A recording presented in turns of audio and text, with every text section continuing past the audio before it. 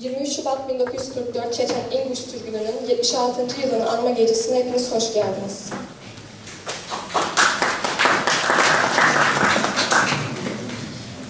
Öncelikle bundan 76 yıl önce vefat eden bu acı katliamda bütün şehitlerimize Allah'tan rahmet diliyorum. Umarım Vaynak halkı olarak bir daha böyle acı bir olay ile karşı karşıya kalmayız. Şimdi açılış konuşmasını yapmak üzere Ankara Çerkez Derneği Başkanı Sayın Bisnay Jolokay'ı sahneye davet ediyorum.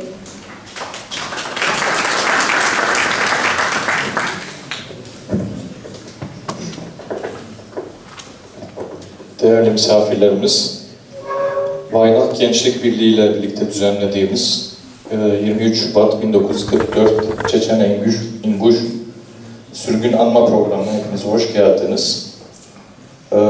Yaklaşık 1 milyon insanımızın anavatanından Orta Asya'ya ve Sibirya'ya sürülmesiyle gerçekleşen bu katliamı, bu acı günü hep birlikte burada anıyor olmaktan gurur duyuyoruz.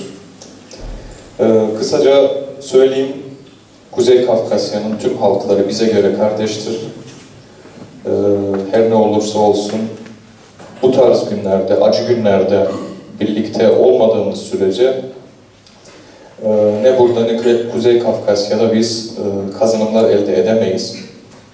Hem farklı örgütlerin içinde de örgütlensek de bu tarz önemli günlerde hep birlikte olmayı umuyoruz. Biz Ankara Çerkes Derneği olarak bu sene bir ilk yaparak derneğimizde Çeçence kursu da açtık. Bu konuda Mustafa hocamıza da teşekkür ediyoruz. Gayet verimli bir çalışma yürütmüşlerdi. Çeçen kardeşlerimizin yanında her daim olacağız. Katılımlarımızdan dolayı teşekkür ediyorum.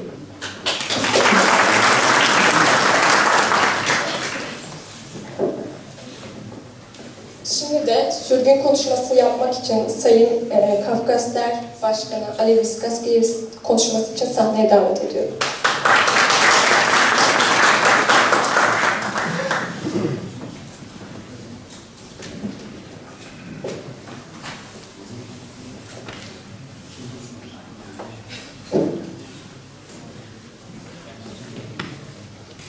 Bismillahirrahmanirrahim. Esselamu Aleyküm ve Rahmetullahi ve Berekatuhu. Lirvi vecdi, cicri, bakina, nasuheji,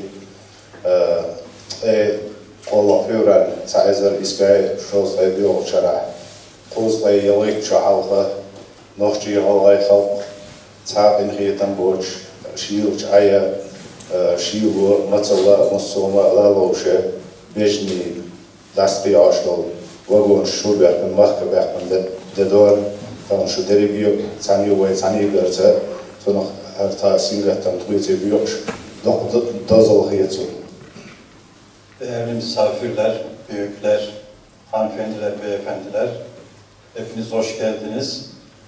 Bugün 1944'te Şubat ayında Kafkasya'dan Orta Asya'ya sürülen insanları anmak için bir araya geldik. Bu yüzden bu vesileyle hepinize teşekkür ediyorum. Qozlay yalayk çağı, dünyada tanni ağır, tanni kiyapar, gina doç kiyapara, şık halk, nohçi yalayk halka, an yok eş dinaha, şilu, musu, hagıl, matsal, musuma, noğurluğun şişe, Gvoşakto, şey doğuşto, dehni gvoşakto, peytmina, yan hansaluşa, mahkaba dehkana, istoriyatsa, ite hum khilla doç, çoğu dez hal dedu etam olman. Çeçen İnguş halkı o zamanlar vagonlarda, hayvanları taşıyan vagonlarda kendilerine 15 dakika bir müddet süre tanınarak köylerinden, yurtlarından alınıp açlıklarla, hastalıklarla boğuşarak bu şekilde zor günler, zor şartlar altında yurtlarından sürülmüşlerdir. Lemniş doğuş mettira, lakar lemniş doğuş mettira vahtsa bağış bol, bakina, zudri, beriş, verişi olacak diyor, tat bir haybak oluşuyor, yurtta vahbe stagvagina, solda galan çöz oluşuyor. Mette instana historik spilgöldekna datsiga motsostak minglal. Tat doç ağır pezer dütsiga stak vivin et göl çukisina.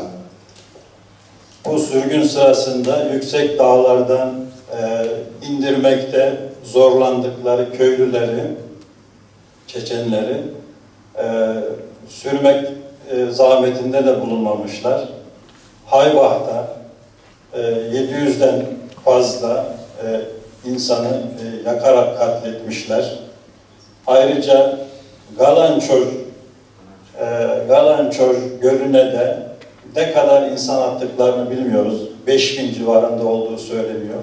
Onları da o göle atarak o şekilde büyük zulümler işlemişler.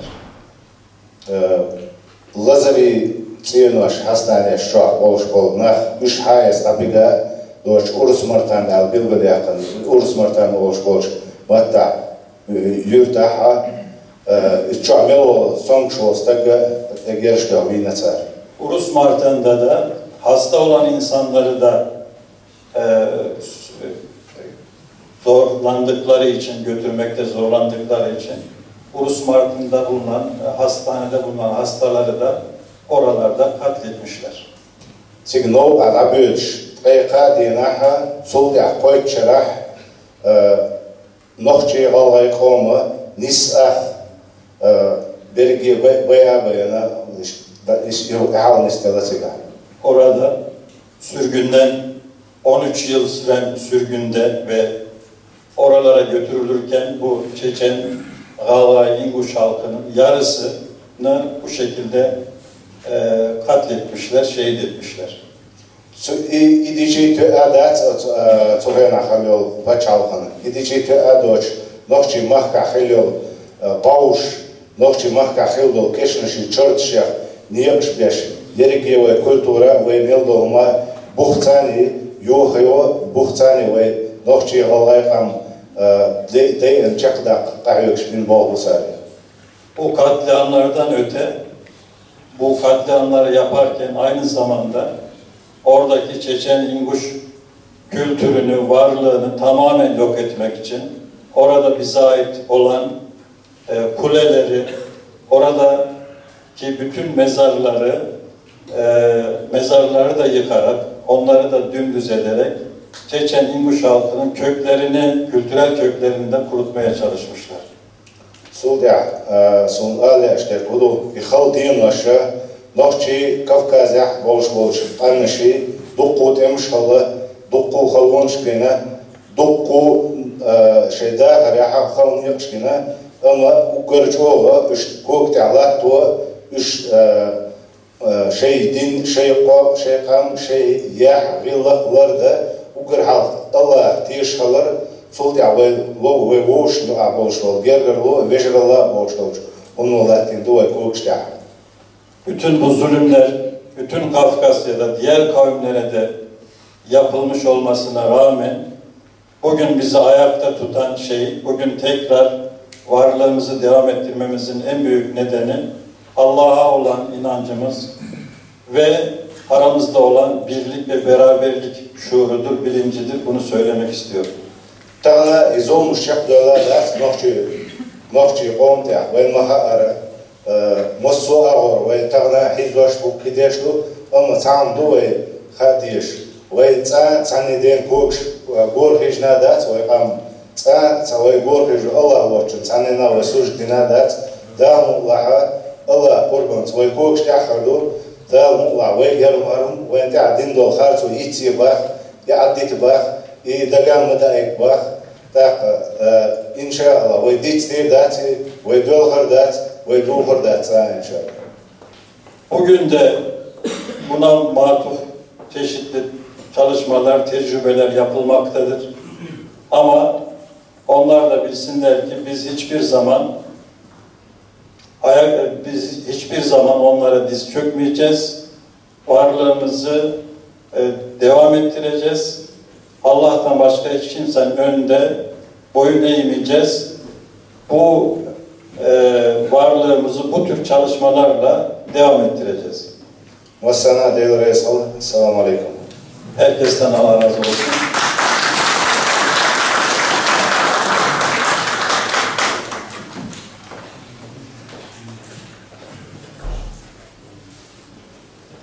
Şimdi de AK Parti Çorum Milletvekili Sayın Salim Uslu'yu konuşmasını yapmak üzere sahneye davet ediyoruz.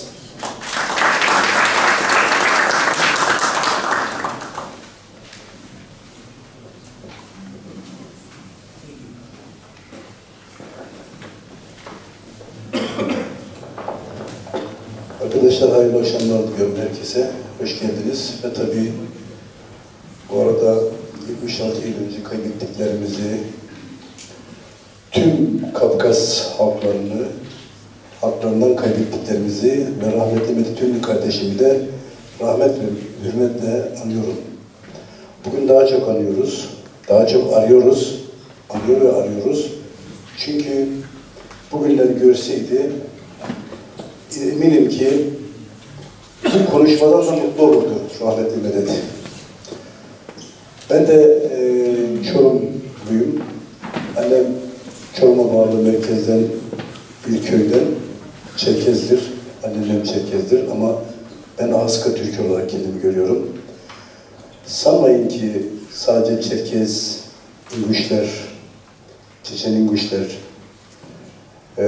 burada sürgüne matuf kalmıştır. Oysa Kasım ayında biz gittik. Daha sonra başka cumhuriyetlerden insanlar sürgüne gönderildiler. Ve tüm Kafkasya'da yaşayan insanlar Stalin faşizmine direnen kararlı insanlar, inançlı insanlar o gün sürgüne tabi tutuldular o aylarda. Ve ben Ağızka Türklerinden biliyorum, değerli kardeşlerim, o hayvan vagonlarında, az önce de Ali Bey de belirtti, hayvan vagonlarında gönderilirken insanlar, hayvan vagonlarında gönderilirken Orta Asya'da bilinmedik bir yere doğru hiçbir şey yanlarına alamamışlardır. Babalarından kalan semaverilerini bile almamışlardır. Belki bir Şintlerin Lisesi kadar pahalı bir prodüksiyon olmasa bile Büyük Göç Kafkasya Sürgünü adıyla TRT'de yayınlanan o programa öncülük yaptım. Doğrusu yazan da o dönem Gürcistan'da Büyükelçilik, konsolosluk, başkonsolosluk yapmış olan, şu anda Dışişleri Hukuk Dairesi'nde çalışan bir arkadaşımız idi. Salkım Söğütlerin Gölgesinde diye bir roman yazmış idi. Oradan esinlendik ve onu televizyonda yayınlattık. Orada çok enteresan bir şey var. Bir, orada taşınan insanların, yani iki tane anekdot sunmak istiyorum size. Orada taşınan insanların, hayvan vagonunda taşınan insanların insan olduğunu unutularak ve insanlar oluk oluk neredeyse içeriye tıkılarak, mıhlanmak suretiyle, kapılar çivilenmek suretiyle içerideki insanların insan olduğunu unutularak onların tuvalet ihtiyaçları, insani ihtiyaçları yok edilmiş, tuvalet ihtiyaçları bile yok sayılarak gönderilmişlerdir. Sonra sıkışınca bunlar, o zamanki Türkler, daha ziyade bizim kardeşlerimiz, soydaşlarımız sıkışınca birisi çakı bıçağı çıkartıyor cebinden. O bindikleri vagonun altından bir delik açıyor. Kasıkları şişmiş insanların, önce çocuklar, sonra yaşlılar, sonra erkekler ve en sonunda gece yarısı kadınlar gidiyorlar. Edep ediyorlar kadınlar, oraya gidiyorlar. Hem de bir genç kızımızın çeyizinden çıkardığı bir masa örtüsünü, büyükçe bir masa örtüsünü tam köşeye germek suretiyle onun arkasında hacet gideriyorlar. Halbuki vagonda açılmış bir delikte hacet gideriyorlar. Ve yine bir başka anekdot, o dönemde bir kızımız, hamile bir kızımız, gelinimiz, ıkın diyorlar buna, yaşlılar, ıkın diyorlar, doğum yapacak. kadın edebinden dolayı bağıramıyor. Ve orada bulunan yaşlılar bağır diyorlar, kız diyorlar. Bağıramadıkları için erkeklerden bir tanesi bir türkü tutturuyor. Sonra diğerleri ona eşlik ediyorlar. Hep birlikte bağırarak türküyü söylüyorlar. O arada kadın ıkınmak suretiyle doğumunu gerçekleştiriyor. Atılan insanların, ölüme gönderilen insanların haddi hesabı yok. Onları anlatamam. Ama çok kültürlülük, hoşgörü iklimi Ağızkadı'da hakim. Çok dililik ve çok dinlilik Ağızkadı'da hakim. O dönemde Gürcistan'da da hakim ve Kafkasların tümünde hakim.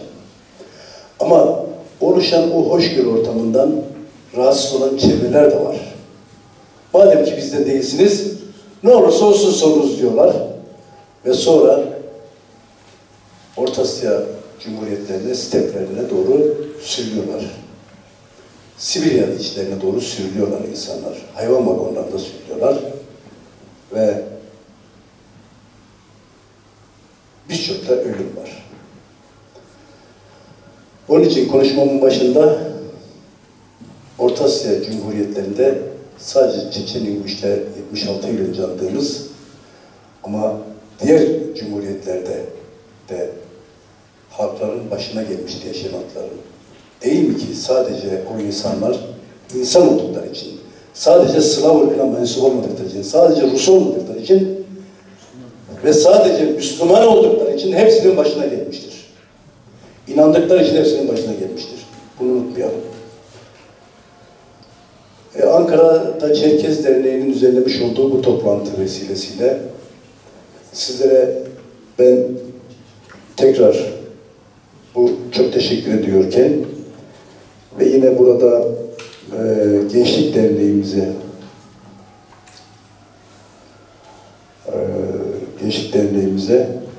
yani Waynak Gençlik Birliği'ne çok teşekkür ediyorum. Böyle bir toplantı vesilesiyle bizleri bir araya getirdiği ve bize konuşma fırsatı verdiği için. Nasip olursa yarın Kızılcamam'da olacağım. Bir eğitim semineri dolayısıyla. Pazartesi de Kızılcamam'dayım. Ama salı sabah Moskova'ya gideceğim. Sonra Vladimir diye bir şehre gideceğim. Sonra da oradan aşağı doğru ineceğim. Ve bir başka Kafkas Cumhuriyeti'nde Cumhuriyet'in başkenti Nalçik'te olmak suretiyle oradan da sizleri selamlama imkanım olacak inşallah. Oradan da sizlere bu vesileyle hayırlı günler diliyorum ama bu bizim için ışık olan, yol gösterici olan, önden gidenlerin, o çektikleri sıkıntıların, çilelerin bize önemli bir ders olacağına inanıyorum. Ve de bu dersle Allah'ın izniyle yolumuz aydınlık bir şekilde yolumuza devam edeceğiz. Türkiye güçlü olmak zorunda, çok güçlü olmak zorunda. Çünkü çok güçlü olursak biz kendi imkanlarımızla, kendi silahlarımızı yapmak suretiyle namerde muhtaç olmayarak kendi geleceğimizi kendimiz kurabiliriz, kurgulayabiliriz. Ama Türkiye el açtıkça ona buna maalesef Amerika ve Rusya bugün Suriye'de olduğu gibi bizi parmaklarında oynatırlar. Onun için biz güçlü olmaya, herkesten güçlü olmaya mecburuz. Ve çok daha önemlisi, eğer biz güçlü olursak, geçmişte yaşanan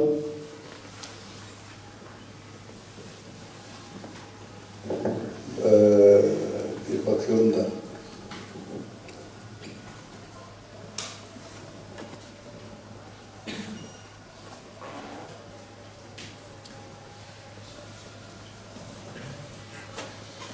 bu Borantan Köprüsü'nün hadisesini biliyorsunuz değil mi? Yusan Aras suyuyla çıkmaz yüzün karası. Karası merhamet fukarası. Karası merhamet fukarası diye kime diyorlar?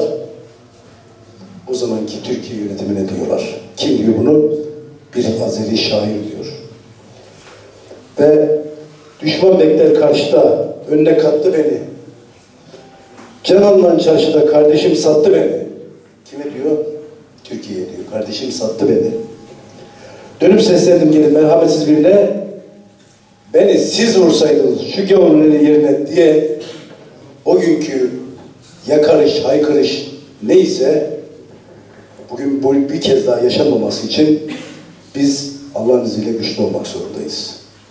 Onun için yerli ve milli olan ne varsa bunu savunmak bizim boynumuza borçtur. Hepinizin boynuna borçtur. Ve bu salonlarda, bu güzelim salonlarda sadece ve sadece anmak, geçmişimize yönelik olarak hatıralarımızı yad etmek, geçmişimizde bakıp hayıflanmak bize yetmez, bize yaraşmaz. Tam tersine bundan sonra geçmişte yaşananların bir daha yaşanmaması, bir daha tekerrür etmemesi açısından biz millet olarak güçlü olmak zorundaydık. Zorundayız. Zira eğer biz güçlü olsaydık bu şiir yazan kardeşlerimiz o gün o şiir yazmak zorunda kalmazdı. Sen kim oluyorsun da benim oradaki kardeşimi teslim alıyorsun? Ben sana iade etmek zorundayım. Zorunda kalıyorum, bırakılıyorum derdik onu. Ama bugün eğer diyememişsek bunun tek sebebi bizim yoksul olmamızdır. Bunu unutmayalım. Onun için biz kendimizi herkesten büyük ve güçlü görmek zorunda değiliz. Bu Türkiye propagandasından başka bir şey değil. Ama gerçeği bilerek, gerçeğe göre hareket etmek ve kendi imkanlarımızla güçlü hale gelmek, kendi ayaklarında duran insanlar olmak ve kim bizden merhamet bekliyorsa, kim bizden şefkat bekliyorsa buna merhamet ve şefkatimizi en sonuna dek göstermek zorundayız. Bu vesileyle tekrar ben geçmişte hayatını kaybeden kardeşlerimizi, büyüklerimizi rahmetle anıyorum. Hepinizi sevgi ve saygıyla selamlıyorum. Allah bir daha yaşatmasın.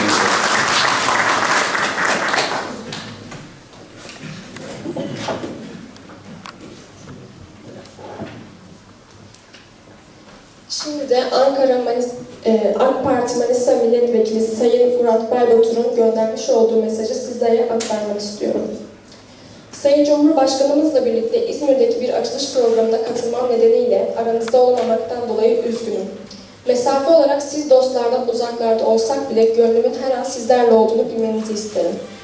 Tarihin sayfalarında yerini alan, zihinlerimizdeki tazeliğini koruyan Çeçen İnguş sürgününün 76. yıl dönümü etkinliklerinin hayırlara vesile olması temennisiyle bu acı trajediyi hiçbir millete yaşatmamasını Rabbimden niyaz eden, iştirak eden tüm kardeşlerimize selam ve muhabbetlerimizi sunarım. Şimdi de Baynak Gençlik Birliği'nden Ahmet Argun Kasab'ı konuşması için sahneye davet ediyorum.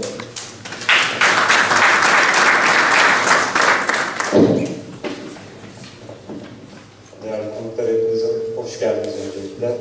Bugün burada Ankara Çerkez Derneği ile birlikte 23 Şubat'ı anmak için buradayız. 23 Şubat bizim tarihimizde çok acı bir olaydır.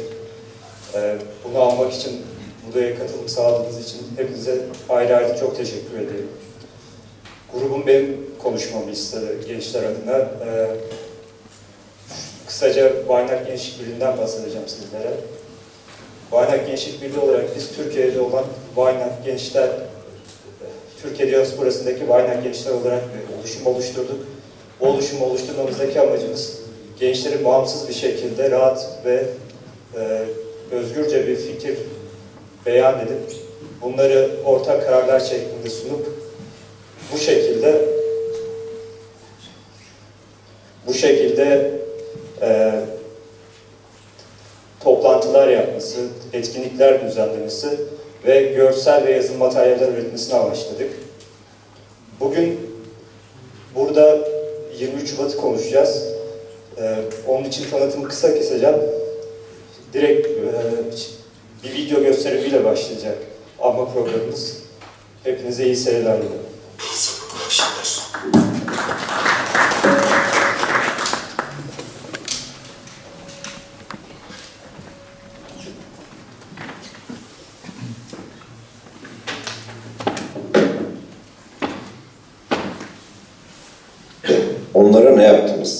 Alexander Solzhenitsyn. 1941 yılı Haziran ayında İkinci Dünya Savaşı sürerken Sovyetler Birliği'ne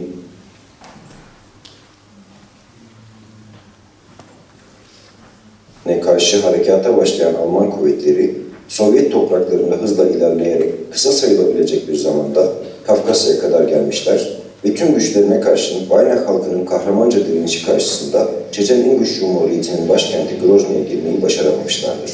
Böylece stratejik ve ekonomik öneme sahip Grozny petrol bölgesine ele geçiremeyen Alman birlikleri Stalingrad yenilgisiyle birlikte geri çekilmeye başlamışlardır. Savaş sonunda Almanlar ve müttefiklerinin yenilmesine karşın Sovyetler Birliği ve müttefiklerinin kazanmasıyla birlikte Sovyet lideri Stalin, Alman güçlerinin Sovyetler içerisinde hızla ilerlemesi nedeniyle bir suçlu aramaya başlamış ve suçluların Almanlara karşı yurtlarını savunan Çeçen İnguşlarla Karaçaylar, Balkarlar, Kırım Tatarları ile Volga Almanları olduğuna hükmetmişti. Sorumluyu bu şekilde tespit eden Stalin, eli silah tutan Çeçen ve İnguşlar henüz vatanlarına dahi dönmeden tüm Çeçen İnguş halkının Sibirya içlerine sürgün edilmesine karar vermiş ve 1944 yılı Şubat ayında kararını gizlice uygulamaya koymuştur.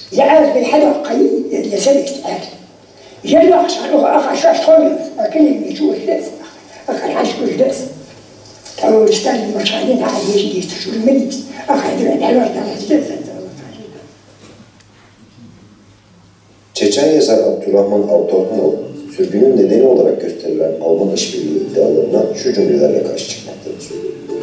Sürgünü gerekçelendirmek için Sovyetlerce öne sürülen, savaş sırasında Almanlarla işbirliği iddiası saçmalıktır. Hükümetin iddiasına göre Sovyet karşıtı müfrezeler Çeçen İnguşetya'nın derinliklerinde aktiftiler. Bu kesinlikle doğru. Kafkasya'da yabancı işgalcilere karşı silahlı direniş, Stalin ve Hitler ortalıkta yokken bile yerleşik geleneklerdendir. İyi ile kötünün, demokrasi ile totaliterliğin arasındaki mücadele, dış dünyanın kayıtsızlığına ve cahilliğine rağmen 10 yıllardır Kafkasya dağlarında kanun halindedir. 23 Şubat 1944'ten bir ay kadar önce 120 binden fazla özel kuvvet Çeçen İnguş bölgesine yerleştirilmeye başlandı. Askerler yerleştikleri her köyde köprüleri ve yolları tamir edeceklerini belirttiler. 22 Şubat akşamı birlikler halkla birlikte Sovyet Ordu Günü'nü kutladılar. Geceden sonra köylülerin kaçmasını engellemek amacıyla köylerin etrafına çevirdiler. Şafak vakti köylüler köy meydanlarına götürülüp sürgün emri okundu.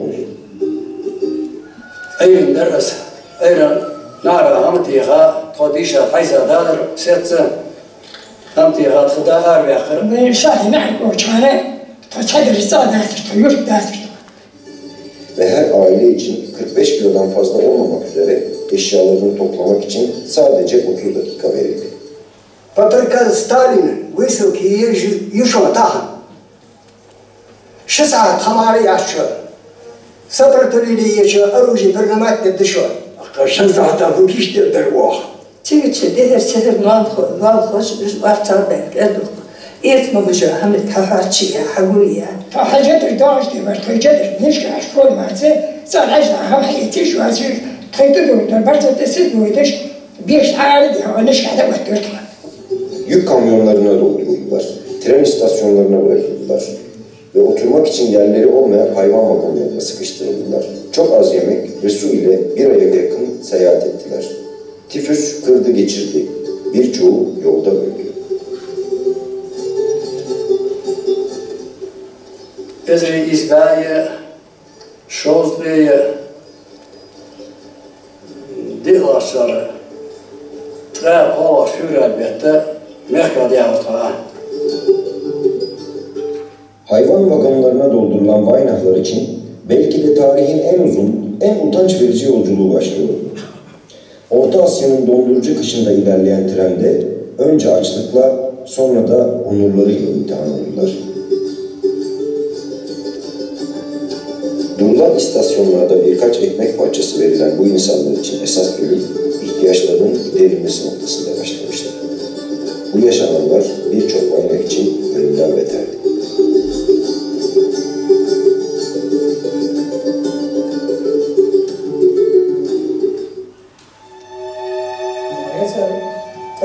Aslında bu şeyler ertelek çoğu. Biz ne yapıyoruz? Sağlık dinlersen, sağ sol yani. Sağ ön de yaparız. Ön yani sağ olmayan. там дырча. А собой аз условия, что вообще солнце, что эмоина из моего образа. Даже солнце оно. Тут есть яхты, что он если яхты, что ахер шлема бош. Здесь он ахер не дает что есть бош.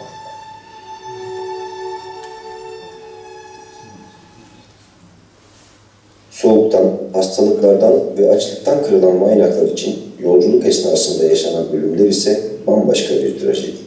Ölülerine sonsuz saygı duyan Maynakların cenazeleri istasyonlarda yine kendilerine taşıtılarak uçsuz bucaksız Bozkır'ın karlı kaplı zeminine atılmış, gömülmelerine dahi izin verilmemişti.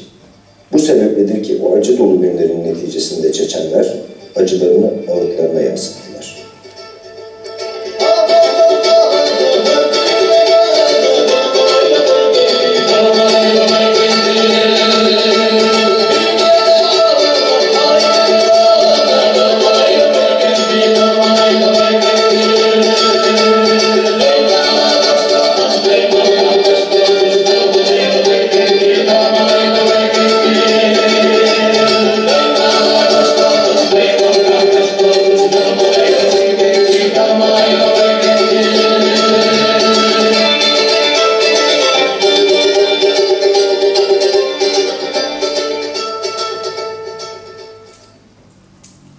Şubat 1944 günü Haybach'ta yaşananlar Kızıl Ordu'nun nedenle acımasız olduğunu bir kez daha gözler önüne serdi. Haybach halkından kadın, yaşlı ve çocuklardan oluşan 700 kadar kişi bir ahıra dolduruldu. Ahıra insanlar sokulduktan sonra dışarıdan ateşlenince içeriği tutuşturacak şekilde kuru ot ve saman yerleştirilmişti. İnsanlar ahıra sürüldü ve kapı üzerlerine kapatılıp kilitlendi. Ardından ise ahır ateşe verildi. Ahırın kapısını zorlayıp kaçanlar ise kurşunlanarak can verdiler. O gün 700'e yakın insan ahırın içinde cayır cayır yakılarak öldürüldü. Haybach katliamının tek kitabı olan Haybach, soruşturma devam ediyor'un yazarı ve o günün şahitlerinden Salamat Gayev, Haybach katliamını şöyle anlatıyor. Sürgün gününde babamın 9 kardeşi ve aileleri olarak toplam 115 kişiydik.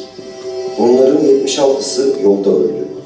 14'ü Haybach'taki ahırda canlı canlı yakıldı. Aralarında 110 yaşındaki Tuta, 108 yaşındaki Gayet Hatu, 100 yaşlarındaki eşleri, 45 yaşlarındaki oğulları Alaaddin. O gece Hesan'ın doğurmuş olduğu erkek bebek de vardı.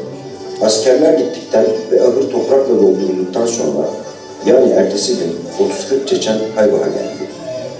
3 gün boyunca nöbetleşe çalışarak yakılan cesetleri enkazdan çıkarıp kazdıkları 2 çukura toplam 147 ceset gömdüler.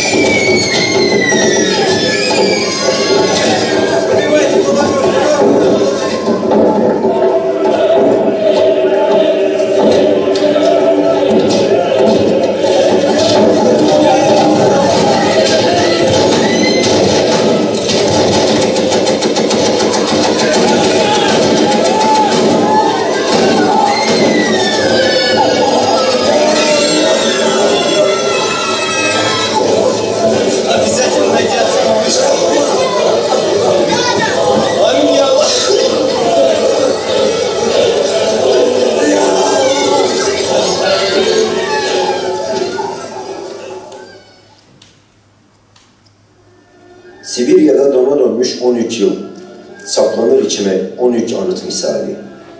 13 yıldan uzun süren o tam 13 yaraya deva olmaz zaman denen sonsuzluk. Zelimhan Yandarlı'yı. Vaynakların çoğunluğu Kazakistan'a gönderildi. Bir kısmı ise Kırgızistan'a. Vardıklarında yeterli ev ve erzak bulunmuyordu. Yiyecek ihtiyaçları genellikle yerel komünist idarecilerce tahsis ediliyordu. Ağır fiziksel işlerde çalışmaya zorlandılar ve yerleşim yerlerinin 3 kilometreden uzağına çıkmaları yasaklandı. Bunlar şanslı olanlarıydı. Uzak köylerde yaşayan veya seyahat etmek için fazlasıyla zayıf olan Vaynaklar ise öylece öldürüldüler. Köyleri yakıldı ve bölgelerine giriş yasaklandı. Çoğu tarihçinin rakamın daha fazla olduğunu düşünmesine rağmen resmi Sovyet istatistikleri 145 bin kişinin sadece sürgün yıllarında öldüğünü göstermekte. Sürgün sırasında kaç kişinin öldüğüne dair resmi bir rakama ulaşmak olanaksız olsa da bazı kaynaklar yerleştirilenlerin %65'inin ilk yerleştirildikleri dönemde öldüğünü iddia etmektedir.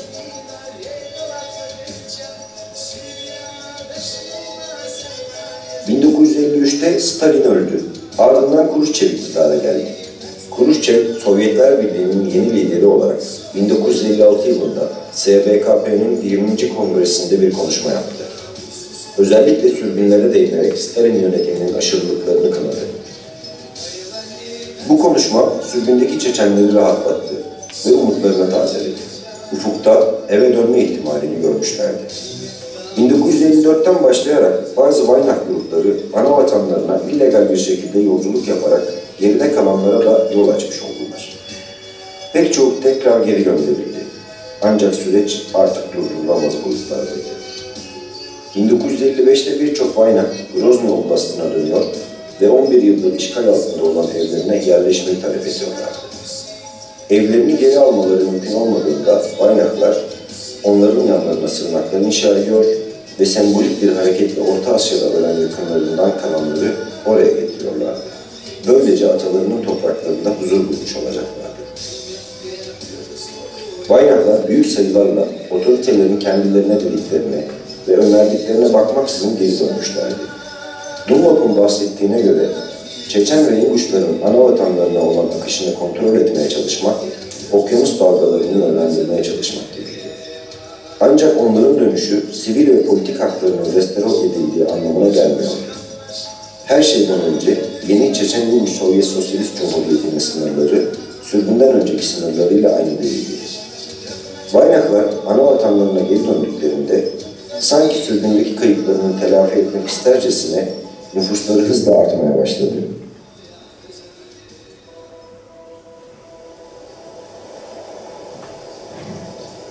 شبعة شعار هذينا كلمة قيا قيا سير مقسكي فسبرة رجال سديا قد عياني يقي سبرة عاشت عظيم وصدق على تعديا عن الرقاب سجان أزدو عن القاضي. Weihnachtlar hatırlamanın direnmek olduğunun bilinciyle 1944 sürgününü hiçbir zaman unutmadılar ve unutmayacaklar. أزمة دي تصور باطل يقدر ما بات دانا بسمم دا تبخاش مدرس استوى خاشدة كرسل دا تبخاش مدرس أزل بعد كبير أزديار درس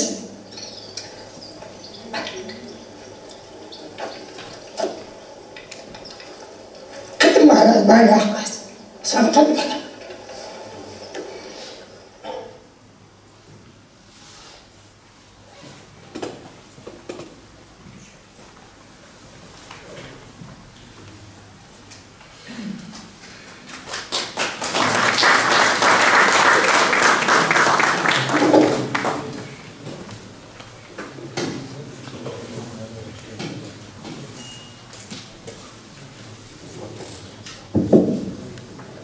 Şimdi de Weihnacht Gençlik Birliği'nden Zeliha Kutlu ve Başak Katı'yı sürgün çocukları temalı konuşmalarını yapmak üzere sahneye davet ediyorum.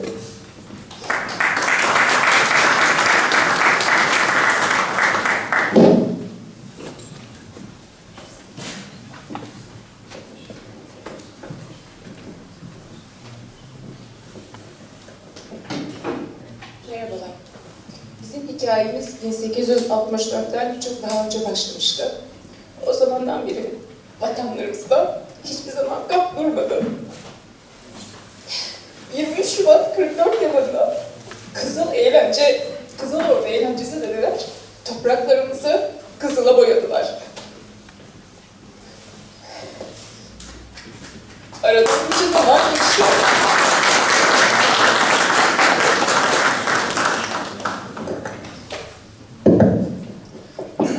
Saygıdeğer büyüklerim, değerli arkadaşlarım, benim konuşmam biraz sonra planlanmıştı ama ben biraz daha sürgünümüze daha farklı bir açıdan bakmak için bir yazı derledim. Size onunla buluşturmak istiyorum. Toplumumuz aidiyet duygusuyla benimseyen topraklardan bir kuş sürüsü misali başka topraklara sürgün edildiler. Tabi bu sürgün sırasında insan yaşamının rotası sosyopolitik, ekonomik ve diğer etkenler sonucunda değişti. Tabi bu değişimin salt olarak, ekonomik, toplumsal olarak değişimlere bağlayamayız. İnsanların üstünde psikolojik bazı etkiler de bıraktı. Sürgün öncesi maddi ve manevi yükün, sürgün sonrası insan üzerinde çıkardığı şeyler, ekonomik vesaire toplumsal şeylerden daha çok psikolojik, insanların hayatında yüzlerce sene yer eden şeylerin olması tabii daha acı. Milletimiz sadece Çeçen İnguşlar değil, tüm Kafkasya halkı bunu yaşadı. Bu bizim için daha acı bir durum. Sürgün sonrası fiziksel olarak sağlıklı kalabilen insanlar vatanlarına tekrar döndüklerinde yaşam alanlarında bazı adaptasyon sıkıntıları yaşadılar. Tabii bu adaptasyon sıkıntıları o günden bugüne kadar tüm toplumumuzu etkiledi. Tüm toplumumuzu nasıl etkiledi? Kafkasya içinde aramızdaki bağımızı zedeledi. Birbirimizi tanımaz olduk. Birbirimize görünce saygı göstermez olduk. Bu gibi olaylar bize bu konuda çok olumsuz etkiler yaptı. Baynak sürgününden sonra insanlar vatan özlemi çekerken az önce videoda gördük.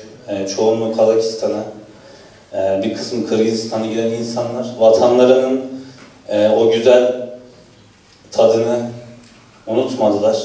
Çocuklarını onu aşıladılar. Çocukları hiçbir zaman vatanlarını unutmadı. Ve tekrar buraya geldiklerinde, gittikleri yerlerde tekrar Çeçenistan'a döndüklerinde ve biz Türkiye diaspora olarak hiçbir zaman bunun vatanının özlemini hiçbir zaman içimizde kaybetmedik. Ama bazı insanlar var ki yakın tarihten örnek vereceğim biraz. Tabii 1944 daha eski bir tarih ama bunu yakın tarihte örneklerini bazı insanlardan nasıl dik durduklarından falan görebiliyoruz. Bu insanlara örnek vermek istiyorum. Onların yiğitliklerinden örnek vermek istiyorum. Tabii biraz kısaca bahsedeceğim. Hani onların hayatlarından uzunca bahsedeceğimiz bir zamanımız yok. Kısaca bahsetmek istiyorum. Tabii herkesin tanıdığı insanlar bunlar. Aslan Aliyeviç Maşabov, Cahar Dudayev, Ruslan Sultanoviç Avuşev ve Zeliman Yandarbiyev. Sürgünle değişik topraklara gittiler. Kimisi sürgünden 3-4 sene sonra doğdu. Kimisi sürgünden önce doğmuştu. Kimisi sürgün zamanında doğmuştu. Bebekken gitmişti. Ama onlar şöyle düşünelim. Biz şu anda Türkiye'deyiz. Vatanımızda bir sıkıntı çıktığında bunu ne kadar hissedebiliyoruz? Tabii ki onlar sürgün yaşadılar. Bu acıyı daha çok hissedebilirler. Daha çok öne çıkarabilirler. Biz yüzyıllardır buradayız ama şöyle bir düşünelim. Vatanımızda herhangi bir sıkıntı olduğunda ne kadar duyarlı kalabiliriz? Ama o insanlar başka bir ülkeye sürüldükten sonra dahi vatanlarına döndüler. Döndükten sonra Rusya Federasyonu, o zaman Sovyet Rusya içinde iyi yerlere geldiler. General oldular. Üst makamlara geldiler. Cahar Dudayev ilk Çeçen Tuğgeneral ünvanını alan Kafkasya olarak tarihe geçti. Ve birçoğunun farklı özellikleri var. Sadece Çeçenler değil, diğer halklarda da bunlar var. Onların en büyük özelliği vatanlarının hasretini işlerini bitirmemiş olmaları. İnşallah ileride biz de vatanın hasretini içimizde bitirmeyiz. Konuşmamı biraz kısa tutmak istiyorum. Planlarından biraz sarkmış bulunuyoruz. Şimdi Başak burada mı acaba?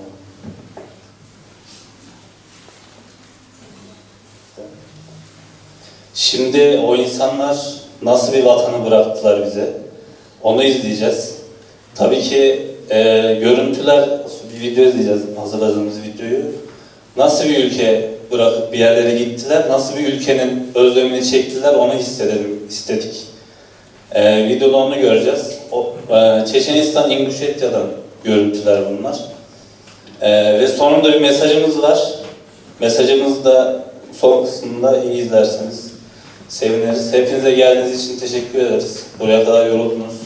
Teşekkürler.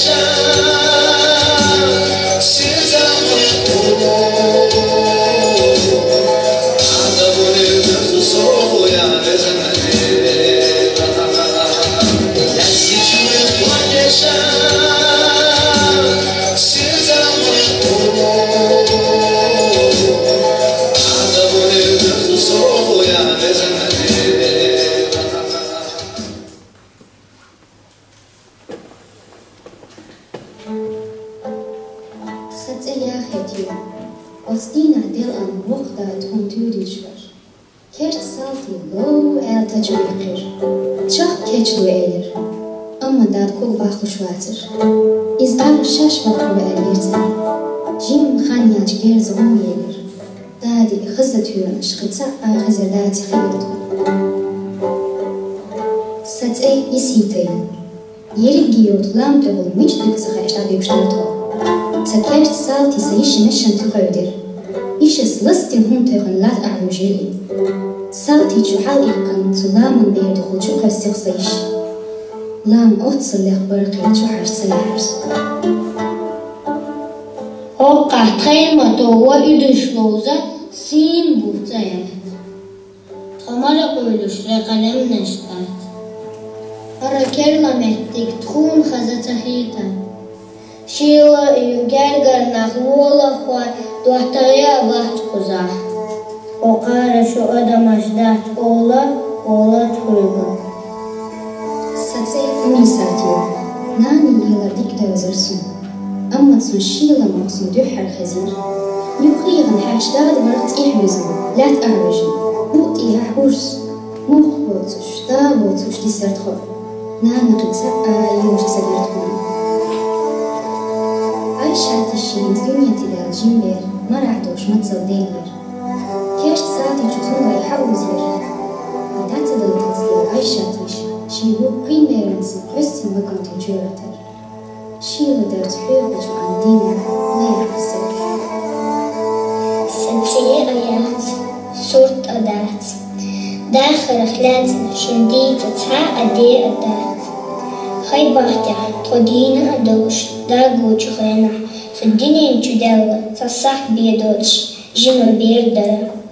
Sunum qadiniya gina adat.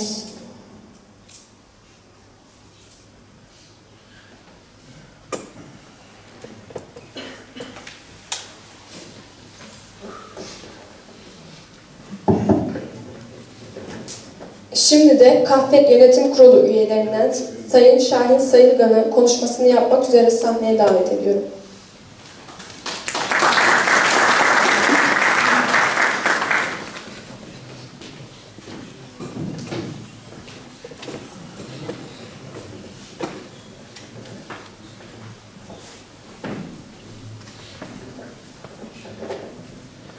Bizimle birlikte olduğunuz için teşekkür ediyorum. Zaten hep birlikteyiz, biliyorum. Zamandan bahsetti gençler. Sürecin başından şu ana kadar onlarla birlikte olmaya çalıştım. Benim söylediklerimden çok daha fazlasını o kadar güzel çalışarak paylaştılar ki umutluyum. Ve bizi ayakta tutan şey umuttu. Umuttu. Umuttu. Gözlerinizin yaşardığını hissettim arka sıralarda otururken. Kimlerin biliyor musunuz? Onlar anneleri öldüğü zamanın dışında asla ağlamaz denen insanların gözlerinin buğulandığını hissettim. Bize bunu yaşattılar ya. Bize bunu yaşattılar ya.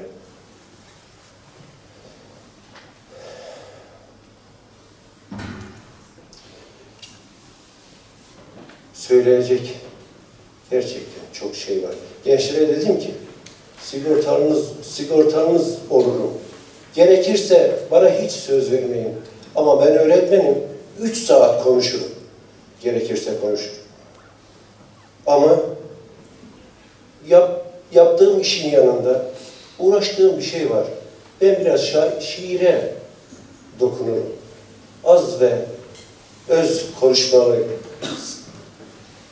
sevmeme rağmen cebinde bir yazı var. 7-8 sayfalık. Onu sizinle paylaşmayacağım. Sadece kısaca şunu söylüyorum arkadaşlarıma, can dostlarıma. Burada olan herkes can dostu olduğu için buradadır. Burada olanın 100 katı, 1000 katı, biliyorum, milyon katı dışarıdadır. Eminim. Savaş bitti. Evet. O savaşta değişik cephelerde 40.000 Wehrmacht vardı. Bunlardan 10 tanesi Sovyet madalyası ile ödüllendirilmişti. Değişik rivayetler var. Dayanağı olmadığı için gençlerle konuştum. Bu bize yakışmaz dediler. Söylemiyorum. Çünkü dayanaksız konuşmuyorum.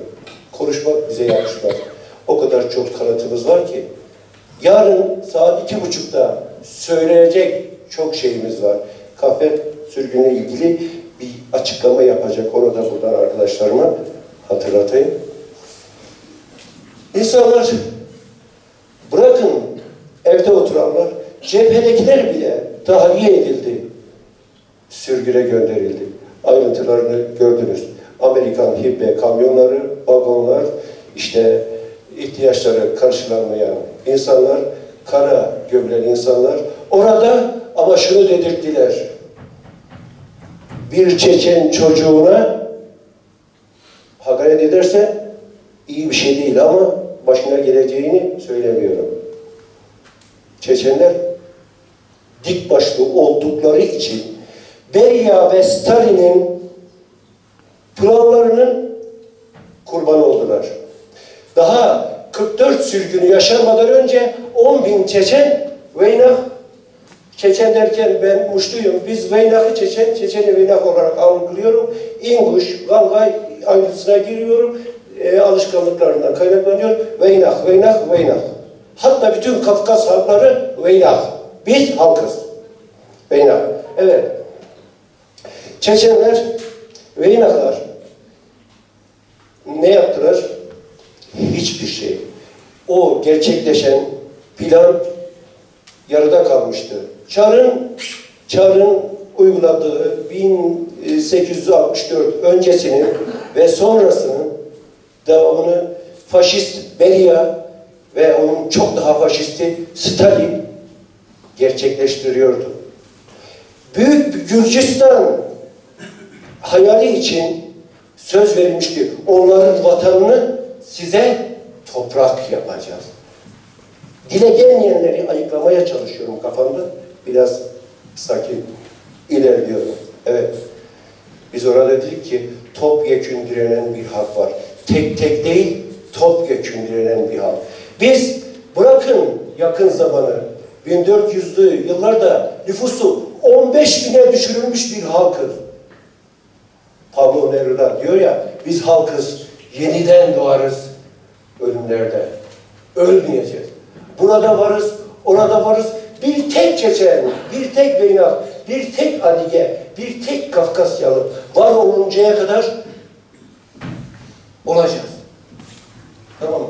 Çöplükteki çocuklar kaybolmuş edinlerinin arayışında, arkalarından iğrenç bir ses. Yoksunuz. Yok dedikleri zaman yok oluyoruz ya. Neyse, özür 1957 insanlar dönmeye başladı. Az önce satır arasında geçti. Döndüler ama bir yolculukta ata babanın kemiklerini de torbalara doldurup altını değil kemikleri taşıyıp vatanlarına döndü Çeçenler. Bu kadar bağlıydı vatanlarına. Şimdi olduğu gibi. 1000 sene sonra bile bağlı olacaklar. Olacaklar. Hiç kimse olmazsa ben olacağım. Buradakiler olacak. Buradan bir kişi olacak. Onun torunu olacak. Ne yaptılar biliyor musunuz? Az önce Ali Bey söyledi. Sadece fiziksel değil, bir tarihi, bir kültürü yok etmeye çalıştılar. Mezar taşlarını söktüler. Antik mezarları söktüler. Defterlerden, bizim teptir dediğimiz defterlerden yükselen alevler 3 gün boyunca göğe bulut oldu. Bizim adlarımızı, bize ait bilgileri ansiklopedilerden çıkardılar. Bizim döndüğümüz yerlerde sınırlar değiştirilmişti. Bizden olmayanlar o topraklardan akmasını bildik. Ne yaptık biliyor musunuz? Oturduk güneşe karşı bir taşın üzerine. Aldık kamayı elimize. Sadece elimize baktık. Mesajı alan aldı. Alamayan kardeşlerimizdi. Ve o sorun bugün hala maalesef bir miras olarak bize bırakıldı. Devam ediyor. Mesajı almayan kardeşlerimizdi, tekrar söylüyorum. Biz vermemiz gereken mesajı vermemiz gereken yerlerde veririz. Bize farklı farklı adlar taktılar, yaftaladılar. Biz barışı çok seven insanlardık. Gerçekten barışı çok sevdik. Ama Kartal olmaktan başka, Çeçen olmaktan başka yol bırakmadılar bize. Çok konuştum. Söylenecek o kadar çok şey var ki bir sürgün anıtı vardı. Taşlarla ilgili bir şey vardı, slide vardı gençler. O da yansısaydı iyi olurdu ama zannediyorum ki alelacele şeyden gitti. 2 tane antik taşın fotoğrafı vardı. O kadar güzeller ki. Sanat nedir? Sanatsız denen insanlara gösterse bak işte sanat bu verecek kadar güzeldir. Kısaca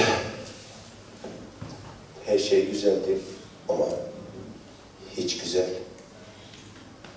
değildi. Ben kısaca bir şeyle bitireyim. Sevdam ateş, mantığım su. Genlerimde taş üstünde taş kalmamış yüzyıllardır. Tava gelmem, bırak usta, ne korkusu? Dağlıyım ben. Tarih beni balyozlamaktan yılmış. Cezaların cezasını kesmiş. Sürgün, yine sürgün, yine sürgün, yine ölüm. Çocuğumu kucağımdan, yarın elinden elimi, nefesimi, ciğerimden uzak kılmış.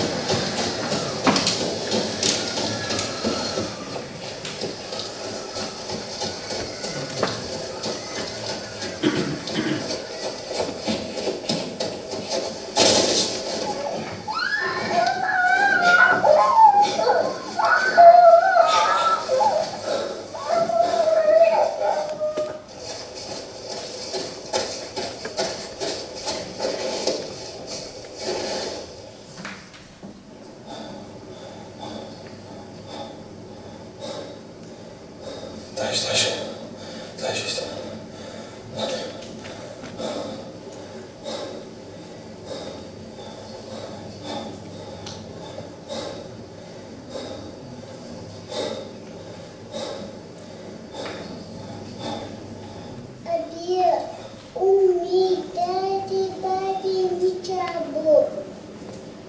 Yalnız maçan bu iş Fatıma.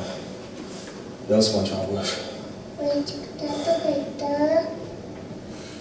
Kesin bunu var.